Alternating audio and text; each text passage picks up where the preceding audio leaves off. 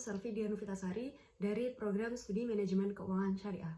Pada kesempatan kali ini aku ada tugas untuk membuat video tentang analisa investasi khususnya untuk saham Vico dan BSBK dan sedikit mengulik tentang obligasi korporasi. Oke, untuk selanjutnya teman-teman bisa simak terus video ini biar teman-teman tahu apa sih Vico dan apa sih BSBK itu. So, happy watching.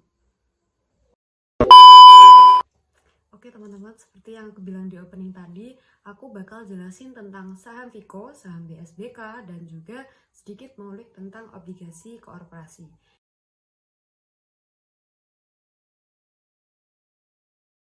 Nah, yang pertama akan aku bahas adalah saham Vico. Jadi mungkin banyak dari teman-teman yang belum ngerti dari saham Vico itu apa.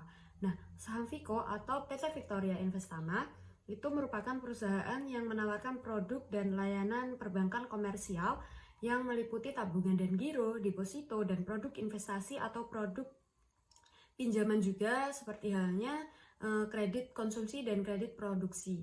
Nah, dalam hal ini perusahaan Vico ini juga beroperasi sebagai broker keamanan dan penjamin emisi untuk klien individu bahkan badan usaha lokal ataupun asing.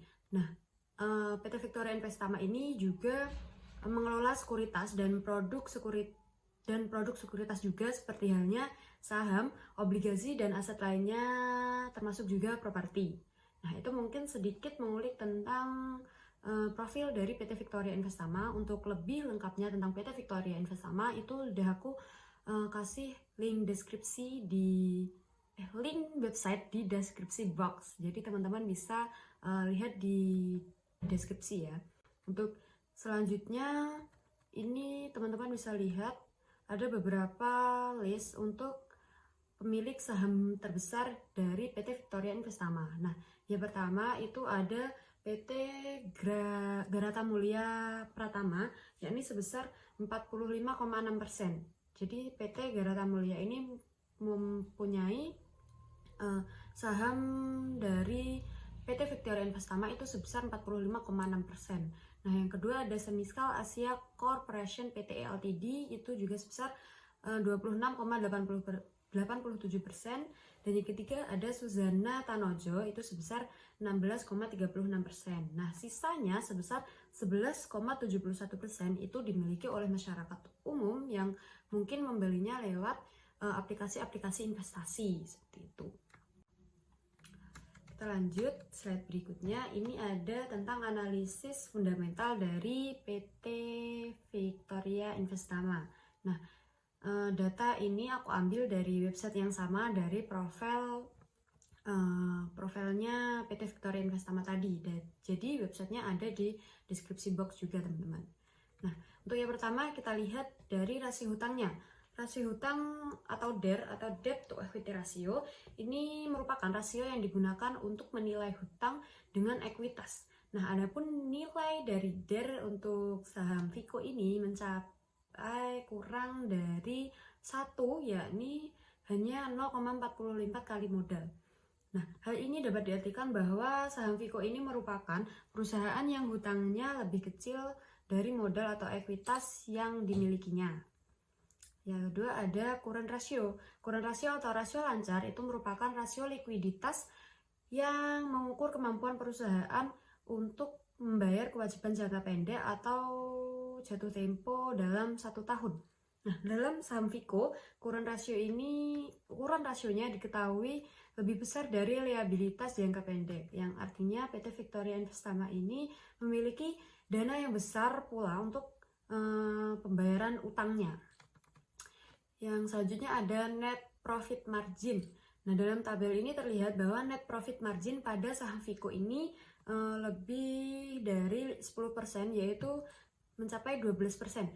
Nah, yang artinya saham Vico ini memiliki profitabilitas yang bisa dibilang cukup baik. Nah, namun di bawah-bawahnya nanti masih ada sedikit tentang profitabilitas. Kita lanjut dulu ke price to book value. Nah, price to book value itu merupakan rasio yang digunakan untuk membandingkan harga pasar dibandingkan dengan nilai buku per sahamnya. Nah, pada saham Vico ini dapat dilihat bahwa PBV itu berada pada titik undervalued. Artinya seharga saham pada perusahaan Victoria Investama ini bisa dibilang semakin murah, teman-teman. Selanjutnya ada tier saham. Tier saham itu merupakan pengelompokan atau tingkatan-tingkatan pada saham. Nah, saham Vico ini merupakan saham tier 3 atau saham lapis 3 dengan market cap kecil, yakni di bawah 1 triliun. Nah, saham lapis 3 ini biasanya merupakan saham yang memiliki kinerja fundamental yang tidak terlalu baik. Nah, selanjutnya ke net profit dari saham Vico. Nah, net profit pada saham Vico ini belum mampu mencetak laba positif selama 3 tahun berturut-turut. Nah, beberapa faktor yang mempengaruhi mungkin ada terkait PBV, DER, dan NPM-nya tadi. Nah, selanjutnya kita ke return on equity atau ROE. ROE ini merupakan imbal hasil yang dicetak oleh perusahaan untuk pemegang saham. Nah, pada saham Vico ini karena profitabilitasnya ternyata kurang baik, maka juga mempengaruhi nilai pada ROE-nya. Nah, nilai ROE pada saham Vico ini kurang dari 15%, yaitu hanya sebesar 0,94%. Nah, dalam hal ini artinya perusahaan Victoria Investama ini tidak mampu memanfaatkan modalnya tadi untuk menghasilkan laba yang lebih besar lagi. Nah, mungkin itu tadi sedikit analisis fundamental dari saham Vico yang mungkin bisa aku jelasin.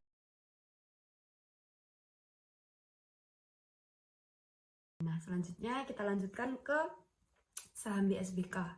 Nah, saham BSBK itu mungkin banyak ya teman-teman yang belum mengetahui tentang saham BSBK. Bahkan aku pun kalau tidak ada tugas ini aku juga kurang tahu tentang saham BSBK. Nah, saham BSBK atau PT Wulandari Bangun Laksana Tbk itu merupakan perseroan yang memiliki kegiatan usaha utama, yaitu sebagai developer real estate yang dimiliki sendiri atau disewakan, dan juga real estate atas dasar balas jasa atau fee ataupun kontrak.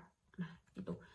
Untuk selanjutnya di slide ini ada beberapa list pemegang saham seperti saham Vico tadi. Yang pertama itu ada Clarissa Sumastocia, ini memegang saham Vico sebesar 39,85%. Yang kedua ada Clarissa Adi Sumastoatija, itu nilainya sama juga, yaitu sebesar 39,85%. Dan yang ketiga ada Glory Ventura Capital Ltd, itu sebesar 5,23%. Nah, sisanya sebesar 15,60% itu dimiliki oleh beberapa masyarakat umum. Selanjutnya ini ada analisis fundamental untuk saham BSBK. Nah, data ini aku ambil juga dari website, namun websitenya berbeda dari yang tadi. Sudah aku taruh juga di kolom deskripsi ya teman-teman. Nah, data ini itu bukan merupakan data akhir pada tahun 2023, namun data ini merupakan data keuangan triwulan yang mana terakhir itu ada pada bulan September kemarin. Nah, pada data ini yang kita bahas pertama itu ada pendapatan. Nah, pendapatan yang diperoleh pada bulan September itu sebesar 79,14 miliar. Yang mana pada tabel itu juga terlihat bahwa pada bulan September ini pendapatannya mengalami kenaikan, yaitu sebesar 31,75%. Selanjutnya ada laba bersih. Laba bersihnya ada 5,88 miliar, yang mana laba bersih ini juga terlihat naik daripada bulan sebelumnya. Selanjutnya ada laba per saham atau EPS, itu ada sebesar 0,05, dan margin dari laba bersih itu ada sebesar 7,43%, yang mana pada margin ini juga dapat dilihat bahwa mengalami kenaikan juga. Nah, mungkin itu sedikit tentang analisis fundamental dari saham BSBK. Tidak selengkap dari saham Vico karena memang datanya itu juga berbeda teman-teman. Kita lanjut ke yang terakhir. Ini ada obligasi koorporasi. Mungkin teman-teman masih asing banget dengan obligasi koorporasi ya. Jadi obligasi koorporasi itu merupakan obligasi atau surat utang yang diterbitkan oleh perusahaan, baik perusahaan BUMN maupun badan swasta. Nah, dalam hal ini prospektus obligasi itu mempengaruhi perhitungan bunga dan investor peroleh.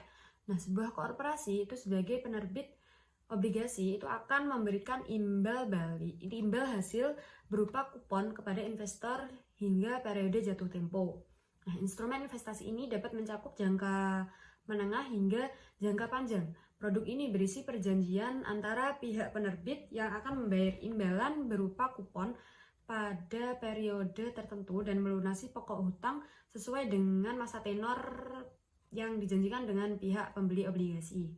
Aset ini juga diperjualbelikan kembali oleh investor di pasar sekunder. Nah, adapun jenis-jenis dari obligasi korporasi, yang pertama ada obligasi korporasi milik BUMN. Nah, obligasi ini BUMN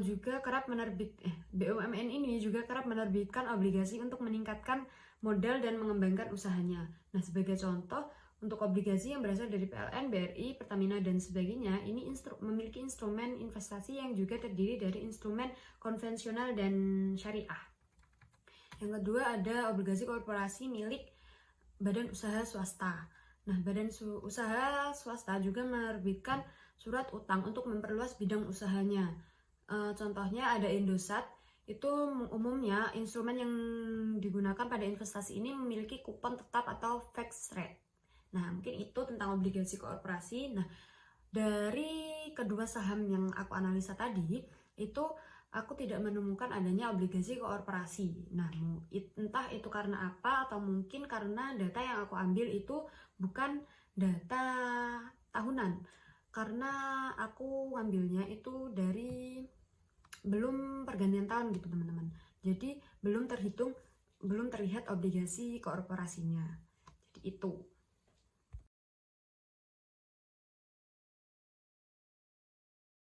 Nah, mungkin itu tadi sedikit penjelasan dari aku tentang saham Viko, saham BSPK, dan obligasi korporasi. Nah, mungkin semoga sedikit materi dari aku tadi bisa menambah wawasan dari teman-teman semuanya, dan ilmu yang aku bagikan bisa bermanfaat buat teman-teman semuanya. So, aku ucapin terima kasih buat teman-teman yang udah lihat video ini sampai akhir. So, thank you and see you.